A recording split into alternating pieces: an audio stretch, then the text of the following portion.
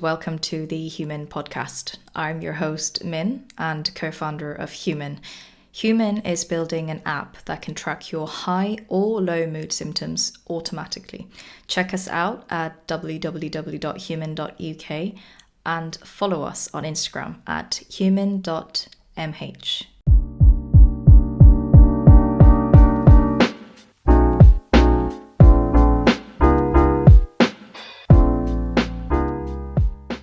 Hey guys, this is the 6th episode of our first series on eating disorders. Over the last 2 episodes or so, I spoke to you about how I started strength training after recovering from bulimia, which got a little bit carried away to develop into a more obsessive lean eating and exercising habits. Then COVID happened, everything got worse, and before I knew it, although I had a lean body and met the healthy standards in social media world, in reality, I was just living with consistent hunger, cravings for food. I wanted to start living my life properly and to be a great daughter, great friend, great girlfriend, to be more present and start having the mental energy to lay out the building blocks for my career too. So once again, there I was on my self-recovery attempt number 2. So today I'm here to talk to you about this exciting second recovery attempt, which has really transformed my life. If you're listening to this episode and you're feeling tired about constantly thinking about food, thinking about calories, if you're hungry all the time, or if you're feeling too obsessed with exercise routines to keep the weight off, etc., I'm going to really hopefully convince you through this episode that recovery is incredibly worth it. And yes, it was absolutely worth it, even with the weight gain. But before that, our usual quick housekeeping. I'm not a medical professional and this is not a professional medical advice. So if you need professional medical help, please seek that support in your local area. So without further ado, let's get started. Because, like I mentioned in our previous episode, what I had at this point wasn't quite a diagnosis. Because my disordered eating, which I'm not sure how else I could really describe this because it wasn't a diagnosed status like I was with bulimia back a few years ago, it was like a very awkward in-between some things or sub-threshold or something vice versa.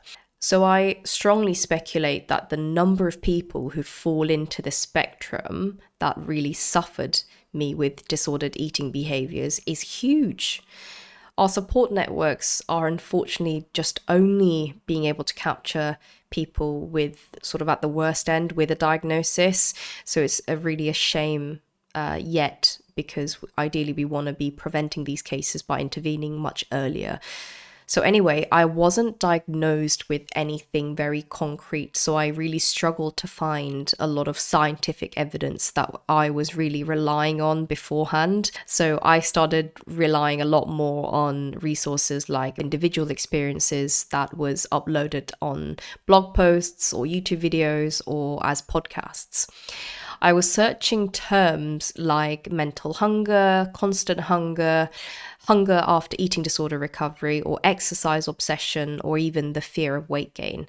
So I kind of devoured the materials that came up relevant to these topics of conversation, which were almost the symptoms that I've been experiencing. And this was really important to note that I looked at lots of different resources because I wanted to avoid getting potentially biased to listen to only one source and getting a biased understanding of something, because remember, these resources usually come from a single individual and you need to understand that every person is different and we're all very unique. So I recommend you consider various sources to get a more comprehensive understanding about what mental hunger is, for example, and why it might be happening and how did people recover, etc., etc. Now, having said this, I must share some of my most favorite resources that I used in this recovery phase, which was Tabitha Farah's blog posts. You spell her last name as Farrar, as well as Follow the Intuition YouTube channel. And we also have the Feeding Freedom podcast.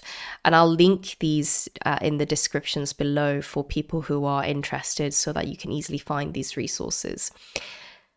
After digesting all these sort of intensive web search materials and resources for about at least a week or two, I started to really understand why my symptoms might have been happening, and here are some of my reflections. First of all, I was probably underweight according to my body's genetics, which was a revelation when I realized that BMI is actually a bunch of garbage.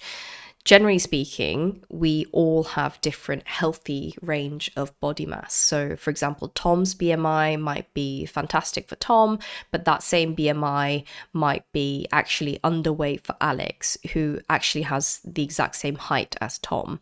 So BMI stands for body mass index, and I'm sure you've heard it lots of times if you're listening to this podcast. And even if you're the same height, you have different genetic makeup. And for instance, in this example, for Alex's body to be happy, he has to eat more than Tom, or he might have to eat less than Tom because he's different. And understanding that genetically we all have different set points or a set range of healthy body mass or weight made me feel a lot more relaxed and not be afraid of gaining weight, because I'll get into this in a moment, but you will have to come to terms with the fact that you will gain weight if you want a full recovery. But secondly, I was thinking about food all the time, right? All the bloody time as one of my key symptoms. And this was one of the things that was really doing my head in because I couldn't concentrate or think about anything else. And this was because my brain had probably adapted to my restrictive eating habits to almost encourage looped obsessive thinking about food, because it was a survival mechanism for my body to get me to eat more food. Because my body was underfed, according to my genetic makeup, my hypothesis is that my brain started to really reinforce these obsessive thinking cycles so that I may be more likely to give in to these natural desires and eat more food or do a micro binge, for example. And the recovery plan, after understanding why my symptoms were being present and understanding the core source of the problem, which was the fear of weight gain, the recovery plan was almost too simple and too hard at the same time. And it was amazing because the recovery plan was to eat. I knew that despite it sounding so simple, I knew recovery would be incredibly difficult because of my subconscious belief and my emotional thinking, which unfortunately often has been having very conflicting views to my logical thinking, saying I need to lose more weight and I cannot possibly gain weight and everybody's going to hate me if I gain weight. And I, of course, needed logical thinking to gain more power. But the only problem with logical thinking is that it often takes a while for it to kick in. So my strategy was to almost supercharge it through making a few sentences that are short and snappy that I can remember, that I can repeat sort of 3 to 5 times a day, every single day during recovery, to almost drill in these logical thinking as a subconscious level thinking. I had 3 main things that I drilled into my brain every single day. Number 1 was reminding myself that I have absolute full unconditional freedom to eat whenever, whatever, wherever. Number 2 was about accepting that weight gain will happen. I had to just tell myself it will happen and so be it. And number 3, I said, if people leave me because of my weight gain, I don't need them anyway. So these 3 sentences I repeated every single day throughout my recovery, and it had a huge impact. And I can start telling you about it in a moment. So I started recovery, I think, around April 2020. I started eating whatever I wanted, and it wasn't a binge. So there's a difference. I was eating in a almost controlled manner, in an intuitive way. I fed myself what I wanted. At the very beginning, probably for the first 6 hours or so, it felt quite freeing and purely so exciting just to eat. I was really excited about the fact that I had unconditional freedom for myself to eat. It's like getting out of jail in your mental head. And when I started giving myself food properly without any limits or consequences, after all of these years of restricting food, my body threw a proper tantrum. My poor body just wanted this for so long. My body wasn't convinced that I was actually committing to recovery and I'm committing to feeding myself. So it was also busy trying to get in more food, craving more high calorie, dense energy food because it thought that I was going to diet again. So my craving was really peaking every single day. I wanted cookies after donuts, after pizza, after ice cream, but not in a binged way, like I mentioned before. It's just in a controlled way. So for example, I'd wake up in the morning and I'd just really fancy a donut. So I'd go get a donut and then I'll make breakfast.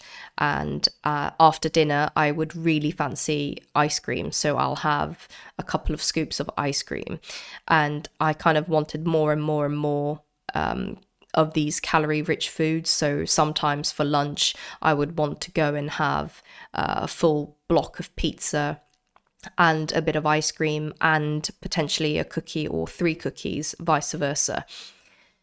But I kept giving it to my body. And of course, that meant shortly later, after a few days, it became very terrifying because my appetite was so big that I felt like I was going to eat like this for the rest of my life. And I was so scared that my appetite will never go back down again. And it felt like I would sort of explode from eating too much food because I would never stop, for example. It sounds silly, but when your emotions are severely being rejected at the time, because my emotional brain was constantly thinking, Min, maybe it's not too late to diet right now. Min, this is going to make you feel really insecure. Min, this is going to make you feel really anxious. Maybe just go on a diet again. This emotional brain being switched off and being ignored, it's going to make you feel horrendous. It's going to always constantly challenge you and try and tempt you back into your old bad habits. But I knew I had to fight on. So although I felt like my appetite would never ever go away, I just had to keep going. And I felt physically horrible as well. I felt bloated. I had indigestion because my body hadn't eaten these food in such a long time in this much quantity. And my body just hasn't been fed this much for such a long time. My body also started to pack on some fat pretty quickly. I've read in various resources that when you have been living under sort of dieting or restrictive eating habits, when you do eat to gain the weight back, you almost do a bit of an overshoot as your body's protection mechanism to protect and prevent the future famine from damaging your body too much. So again, my body packed on probably a bit more fat than my baseline or what my body's happy with naturally, because it was probably scared that I'm going to go off on another diet yet again. Look, I knew that to convince my body for sure that I'm actually not going to starve myself anymore, I had to prove it properly this time. Your body's not fooling around. I've been underfeeding my body for about 10 years, and to get forgiveness fully and to fully convince my brain that I'm actually going to be eating for the rest of my life properly, I'm going to have to prove it. So I listened to my podcast resources, my YouTube resources again and again to remind myself with the hope that this constant urge for food, this constant appetite will go down eventually once my body is convinced that I will not diet or restrict my food anymore. And every time I felt like giving up today and perhaps not having dinner and going back to my old habits, I said, not today, Min. Maybe tomorrow, but not today. You promised that you did not want to live like you did for any longer. And I had to actually tweak some of the environmental factors around me. And I can't stress how important it is to have environmental factors laid up for your recovery success. And number one was actually minimizing your exposure to shows and media that would somehow push you towards your old way of thinking. So, for example, I stopped watching some of my favorite TV shows because it had people who were really slim, and they might be naturally slim and they might not be restrictively eating to achieve that body shape. But the fact that everybody on these shows were all slim made me kind of wonder whether I should go back to my old habits. And I basically quit all of these shows and I stopped following people on Instagram, on YouTube, who were promoting sort of slim body shapes or dieting. And every time I saw a YouTube video that promoted a dieting fad or how to lose weight or how to eat in a day like a model, vice versa, I literally told the algorithm to stop recommending me that channel forever, and I just never wanted to see any of that ever again. So setting up your digital environment to promote you the right content for you is very important. And remember that you have the digital rights to be setting up those environments, so you can go on YouTube and select which channels you don't want to hear from. You can unsubscribe from them, you can stop watching or being recommended videos like them, and you need to start looking at what you're being recommended. And if you're watching videos like how I lost 30 kilograms in a month, vice versa videos, I would really stop watching that right now, because that's not healthy. Number 2 on environmental factors was actually having the audacity to tidy up my wardrobe without trying them on. So I knew I would be tempted to keep some of the clothes at the time to hope that I might fit in one day in the future. But you're committing to recovery, so stop already preempting that you'll have to lose weight again ever in the future, because that's not what you're here for. And I didn't even try on my old clothes because I did not want to feel like as if I had gained weight. I was fine with gaining weight, but it was too much of a sore topic still, and I didn't want my clothes to throw me back into my old habits and give up on recovery altogether. And remember that clothes are there to fit you. They're there to fit me, not the other way around. So stop being so harsh on yourself if you're not fitting into those jeans. Let the jeans fit you and go buy a new pair. It's okay. And the final point I wanted to talk to you about around environmental factors was to not be shy when it comes to asking for support.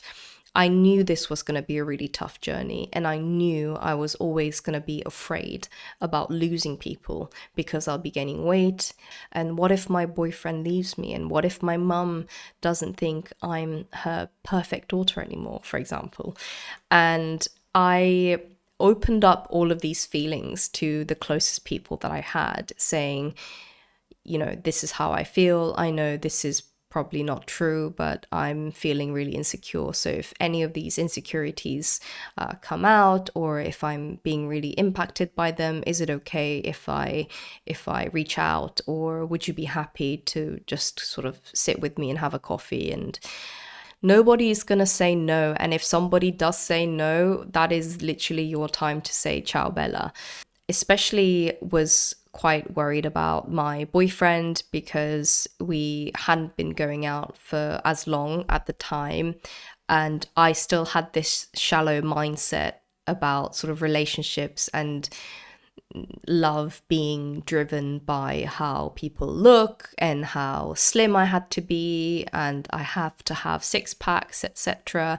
I opened up all of these worries and I said to my boyfriend, look, this is how I feel, and I just will have to leave it for time to tell. Because even my boyfriend saying, oh, I won't leave you, that sort of doesn't really work, because I suppose it's nice to have validation, but I always knew that it's just going to be one of those things where time will tell. And it was really interesting because I think my boyfriend kind of knew that was the case. So he just said to me that that's fine if how you feel. I think it's best for the time to tell. And my boyfriend just kind of kept being his own self, as he always is.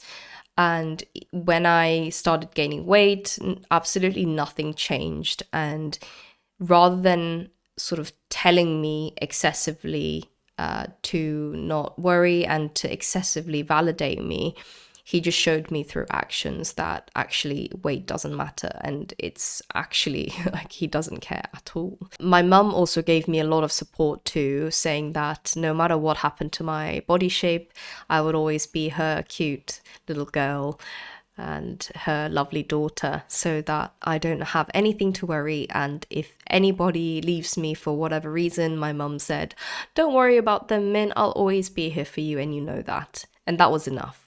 And then the magic started happening because I didn't give up, and I kept eating, and I kept feeding myself, and I kept trying to overcome this fear of, oh my goodness, I will now gain weight and I'm not going to be the same person anymore. And the first time this magic happened to me, I still remember this day. I think I was working on a research project, and I realized that I had not thought about food for the last 2.5 hours. And I actually was so shocked because I had not thought about food for that long. And for me to not have thought about anything related to food or when I'm going to have food was incredible. Actually having not thought about food and my brain was looking at something else, that was a huge achievement for me. That really got me fired up, thinking I can see the hope, I can see the glimpse of the life without disordered eating habits, and I can see the glimpse of the successful recovery and what that can bring you in terms of your life enjoyment and thinking and being present in the moment. So I kept going, and I started to actually sleep as well through the night without constantly being woken up thinking about food or being disrupted because I was hungry. And what was amazing is that over time, my appetite started to go down. It was like my brain announcing to itself, saying, guys, Min has actually stopped dieting for once in the last 10 years. So everybody, I think we can come out of the emergency mode and actually go back to the normal appetite levels that I used to have as a healthy kid. So that was an incredible moment when I walked past a donut shop or a dessert shop and I thought, I really don't want any. And I was like, what? Did you just really think that?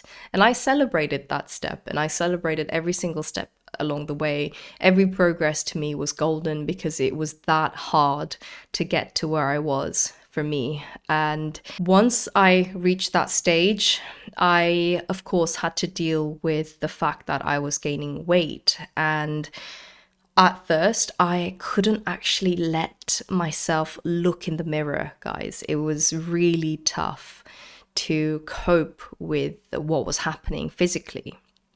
I was fully committed to recovering, and I didn't interest any thoughts about living back in with disordered eating habits. So I knew I had to keep going.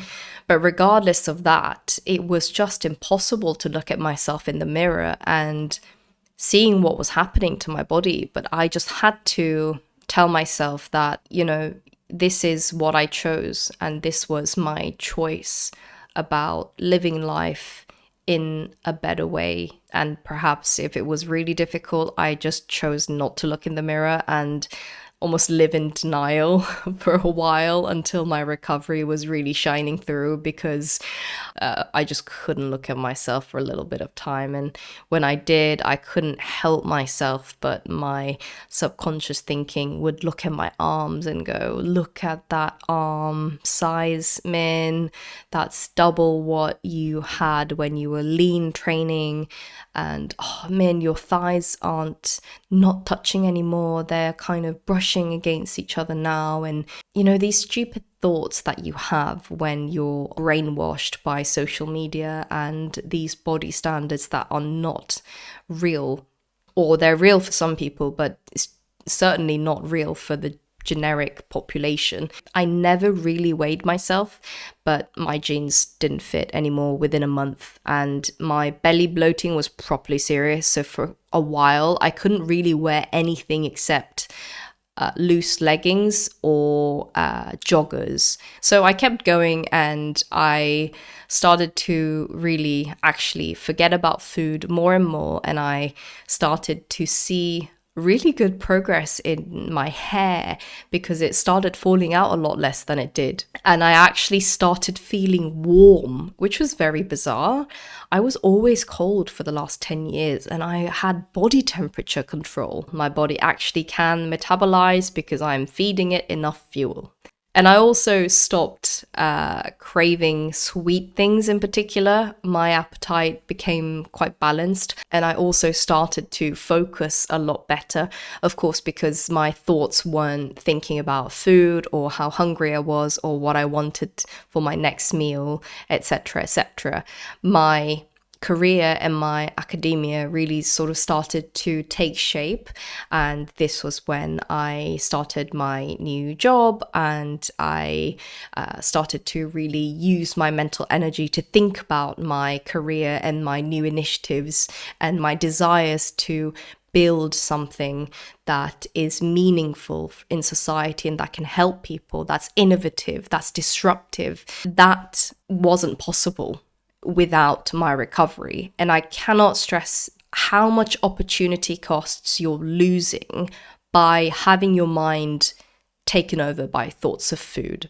Opportunity costs mean that if you have 50p and you bought an apple, with that 50p, you could have bought a pear instead. So by you choosing to buy an apple with that 50p, you somewhat had to sacrifice the opportunity of buying that pear. And when your brain is thinking about food and constantly how to lose more weight, when you can do your exercise again, when you can burn more calories, what you're going to do about that drinks or that dinner party later, and how you're going to mitigate for those calorific excess, etc., etc., etc.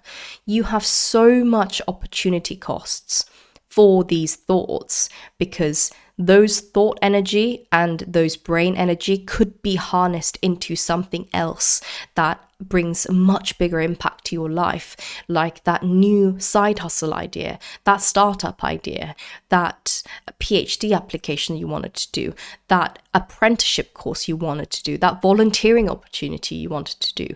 There are so many opportunities. I really want you guys to understand the power of recovery and the amount of opportunities that actually opens up for your career, but for the people around you as well. So it's very exciting. And after sort of 12 months and stabilizing slowly, overall, my number of months until I reached stabilization for my body to sort of find that happy weight range wasn't as perhaps long as what some of you may have seen or may be experiencing during recovery. So if your recovery period for until you reach this stabilization period is longer than 12 months, don't worry. That's probably because I was actually already feeding myself food, but I was almost like 20% below my body's lower boundary of healthy. That's probably why I was able to recover relatively quickly in the second attempt,